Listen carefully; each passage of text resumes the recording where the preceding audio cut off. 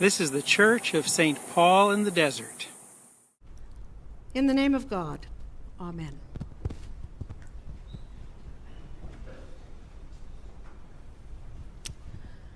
Somebody had to preach on this gospel reading, and I got elected.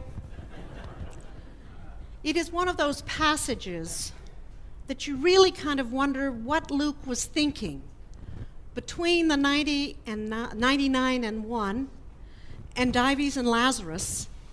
Here is this story that just doesn't seem rhyme or reason. Where did it come from? But I think there is a specific goal in mind. And I would also say that at some level that it is related, shall we say, to Amos. Now, Amos is one of those prophets from the Old Testament who is not subtle in any form. He is the proverbial 2x4 up against the side of the head to get your undivided attention. And I don't think there's any other way of putting it. He is not subtle. It is corruption, writ large, and he came to the northern kingdom to say those kinds of things to the people. Okay, am I coming up? But Amos, as I said, was never subtle. And he went after the leadership in the northern kingdom, no holds barred, never gently. It was, do you get the message? Do you understand what you're doing in abusing these people? I think at one level Jesus is saying in this gospel parable, and let us remember that these may or may not be real people. I was very appreciative of something Andrew reminded me of, is that parables and fables have some similarities. Only fables tend to use animals. Jesus in his parable tends to use people because we're people. But it's speaking about who we are. And in fact, what he's also saying very clearly is the sacredness of the relationships we make. But who is it that we worship? Mammon, wealth, or God? Several years ago, in some work I did, I read an article that talked about the fact that families are getting smaller. I think somewhere they even say that I said 1.3. I always wonder what they mean when you only have 1.3 children. Doesn't make any sense to me. But anyway, where families used to be large because they were to work on the farm and take care of their parents in later life, that's not so much true anymore. But in fact, houses are getting much larger, 6 and 7 and 8 bedrooms. And you kind of look at that anomaly and you wonder, what's going on here? Well, the reality is we have more stuff. We need places to keep our stuff. So we have to have more and more bedrooms, which is another question in the parable about what's important. What is of value? What is it that we need that makes us buy all that stuff? A sense of self-worth? Are we valuable without that stuff? Or do we need that stuff to give us a sense of importance? What do we do with our wealth? In some places, that manager is sometimes translated steward. And though we can say this is not a stewardship sermon, we can also say that's a universal. We are co-stewards, co-creators with God. All that we have is a gift from God. Is a gift from God. And what do we do with it? I've just gotten back from the Washington, D.C. area. I had a niece who got married, and it's where I spent a lot of growing up years.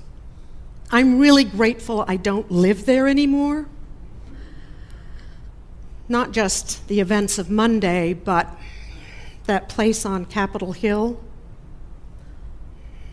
I think they've missed the point. Many of them claim their religiosity as their very MO. But in fact, what they are saying and what they are doing doesn't speak to the issue at all. The question is, what do we do with what God has given us? Do we worship it? Do we hide it away? Do we want to control it? Do we think we can take it with us? I think there's still some people who think they can take it with them. Not so. Do we not recognize that part of our responsibility, who claim to be followers of Jesus Christ, is to share what we have with those who have not? How often it is that we miss that point. How often it is that we're pretty sure that we take care of ourselves, that stuff. But we don't always remember those who are less fortunate, whether it be another nation state or an individual or an acquaintance. How often taking care of ourselves becomes the priority? Some of what is happening on Capitol Hill. I have mine, and too bad for anybody else. Maybe we need a prophet like Amos at times.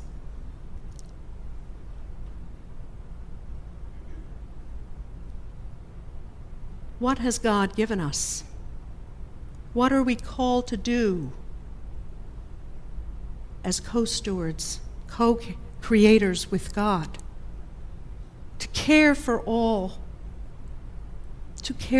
of creation, to care for one another.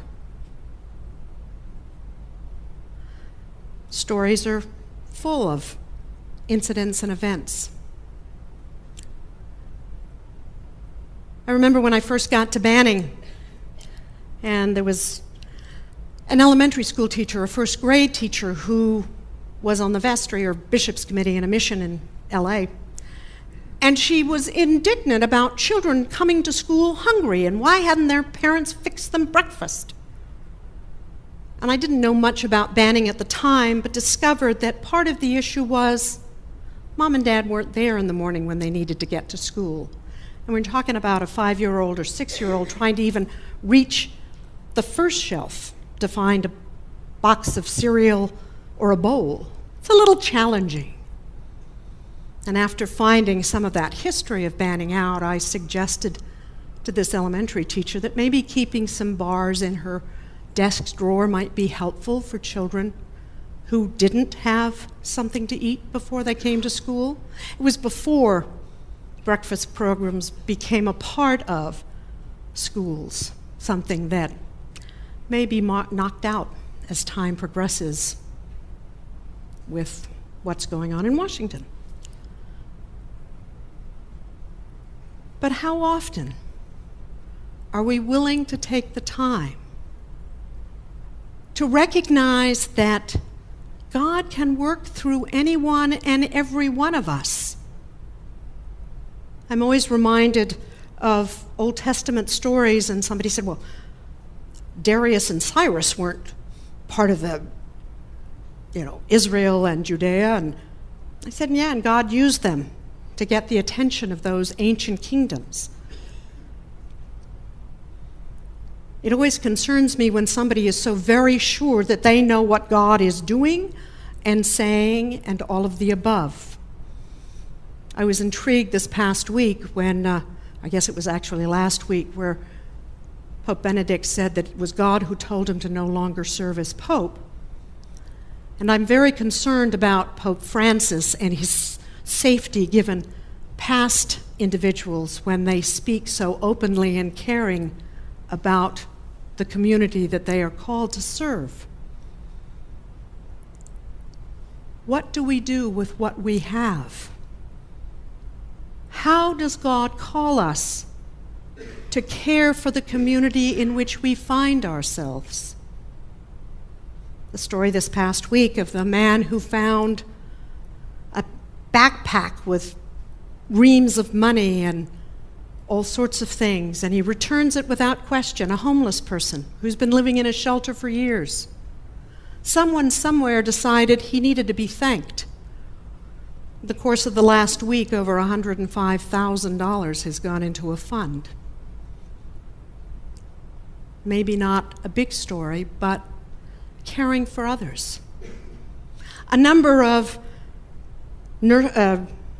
pharmacies, drugstores, as we grew up knowing them, Walgreens in particular, if you didn't know this bit of history, that every vaccine that they give to someone here, one is given to a third world country.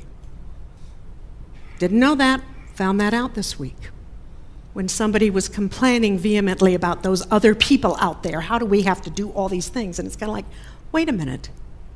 We are a global village, and we are called as Christians to care for one another.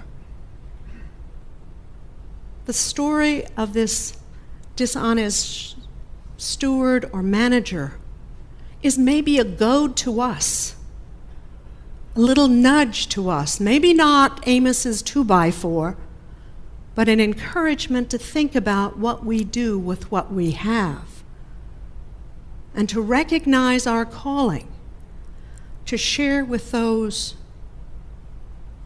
around us.